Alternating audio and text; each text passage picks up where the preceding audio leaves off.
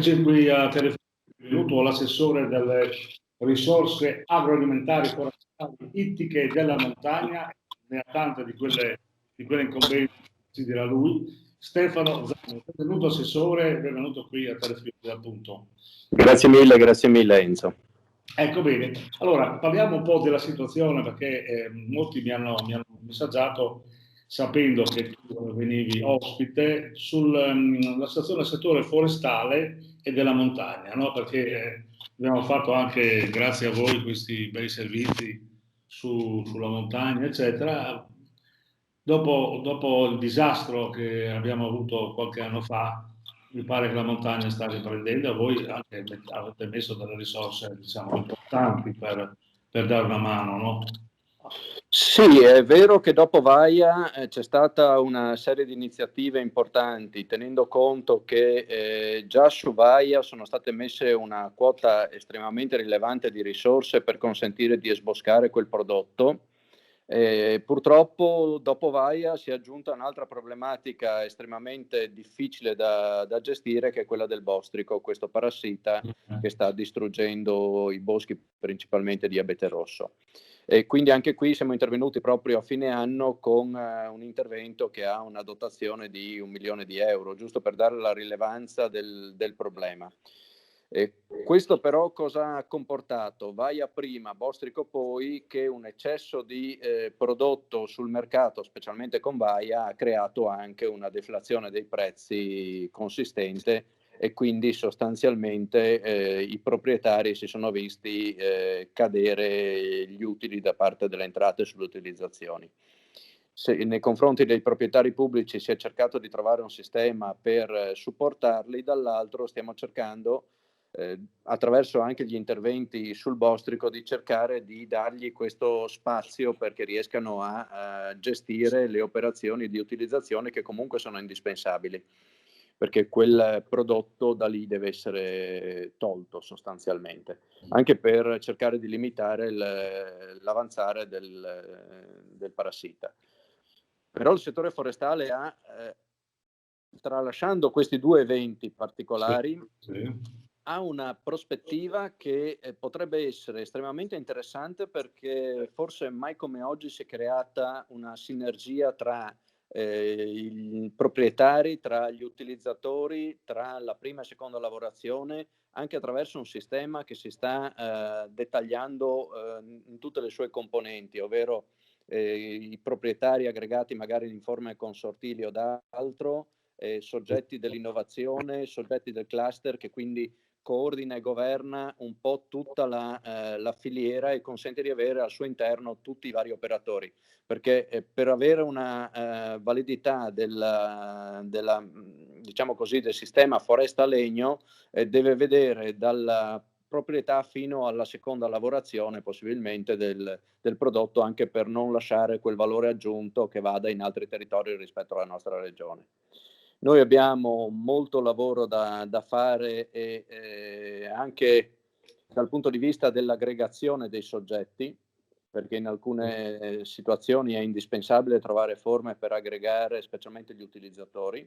Dall'altra dobbiamo gestire assieme con i proprietari delle aree forestali un supporto, e lo stiamo sostenendo con ingenti risorse per l'ampliamento di quella viabilità forestale che è indispensabile per poter fare le utilizzazioni, sempre in un modo attento e sostenibile, certo, però senza viabilità poi ci troviamo come con Vaia, dove una quota importante di quei metri cubi a terra non sono stati esboscati semplicemente perché è impossibile arrivarci, o è impossibile arrivarci in una condizione economicamente sufficiente. Una questione logistica. Poi un altro comparto che avete messo molta attenzione, il comparto ittico, poche volte è dimenticato, ma abbiamo un comparto ittico di primordio, mi dicono.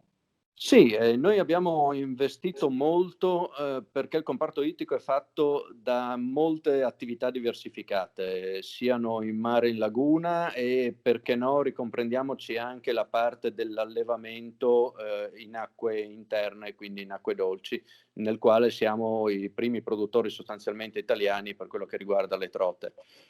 Noi abbiamo fatto degli interventi che sono stati importanti dal punto di vista del volume finanziario, però erano interventi a sostegno di criticità.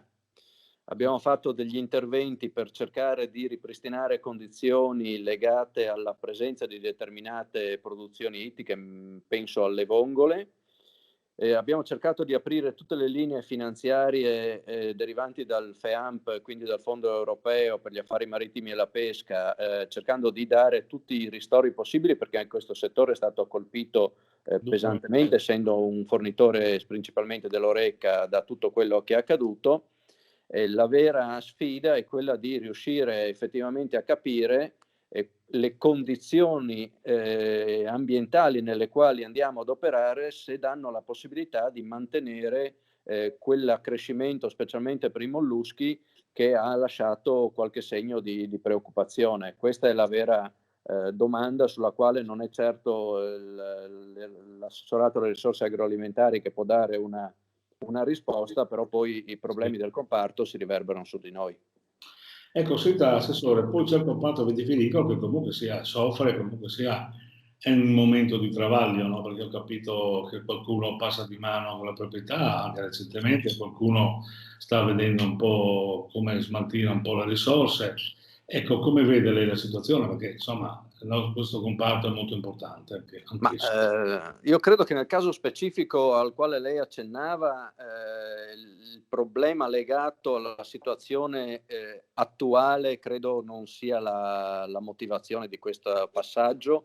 E poi, come in tutte le attività all'interno di un libero mercato, c'è sempre chi acquista, ma c'è anche chi vende.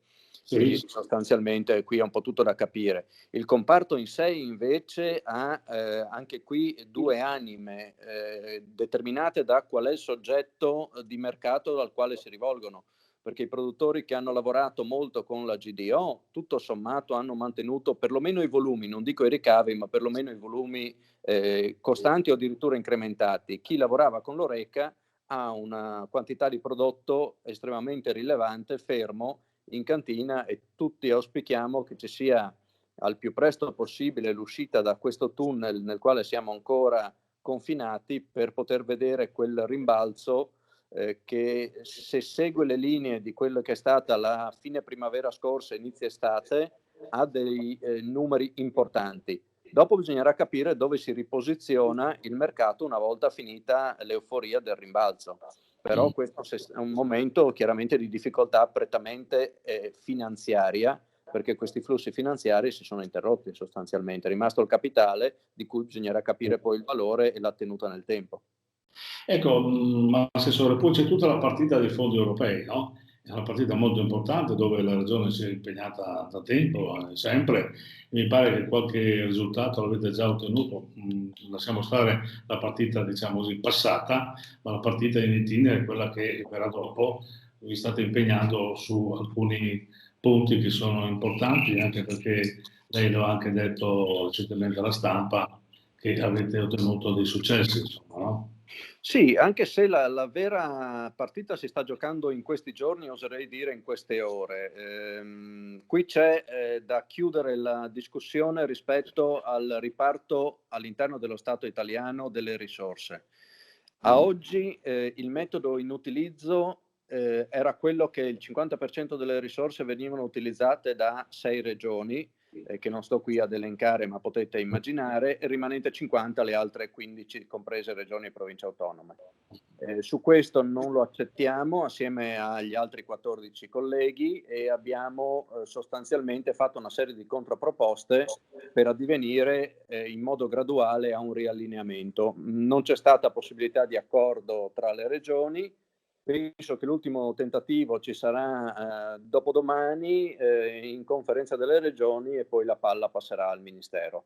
Però questo vuol dire che i tempi ormai sono giunti a conclusione per vedere una nuova assegnazione delle risorse. Noi continuiamo a dire che il settennato europeo è fatto da 7 anni e non da 2 di trascinamento con le vecchie regole, dove anche i fondi si usano con le vecchie regole, e 5 dove si dovrà ancora discutere. Ma questo anche per una questione di correttezza e coerenza. Sì, una commistione che non va molto bene, insomma. Ecco, senta, una riflessione sull'agroalimentare regionale in genere, no? che pare comunque, nonostante pandemie, nonostante la questione economica, tenere ancora bene il mercato. Soffre qualche comparto, ma comunque il brand Friuli Venezia Giulia pare essere ancora in pole position, insomma, fra i primi 5 in Italia. Sì, è chiaro che in questo momento tutte le valutazioni relative alla situazione contingente sono derivanti dalla situazione successiva alla pandemia, e quindi quei dati per la parte economica e per i volumi di mercato poco hanno come riferimento. Quello che tiene in maniera importante è la riconoscibilità di quella che è la serietà del sistema produttivo del Friuli Venezia Giulia, che va ben oltre i confini regionali, e il fatto che, parlo sempre per mercati fuori regione, sempre di più si capisce che per un cittadino italiano è difficile discutere di produzioni classificandole secondo le località geografiche del Friuli Venezia Giulia, perché è già difficile per loro collocare il Friuli Venezia Giulia all'interno della cartina geografica.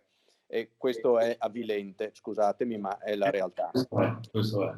Ecco, sul mercato interno regionale invece c'è una forte attenzione da parte dei consumatori a ricercare quei prodotti derivanti da produzioni regionali, perché hanno capito di avere una garanzia importante rispetto alla qualità del prodotto, incontra molto facilmente i loro gusti, perché sono i gusti tradizionali ai quali siamo abituati, e possono anche avere questa connessione immediata tra prodotto e aree produttive, e quindi sostanzialmente si fanno una loro mappa mentale. Se riuscissimo a farlo fare anche fuori regione, perlomeno collocando come orizzonte la regione, quindi dire che quel prodotto è un prodotto della regione Friuli Venezia Giulia, e creare nel nostro potenziale cliente l'interesse, a quel punto potremmo abbinare quelle formule che vedono non solo la vendita del prodotto che da qui parte e raggiunge altri territori, ma anche i potenziali clienti che vengono in Friuli Venezia Giulia per trovare determinati prodotti.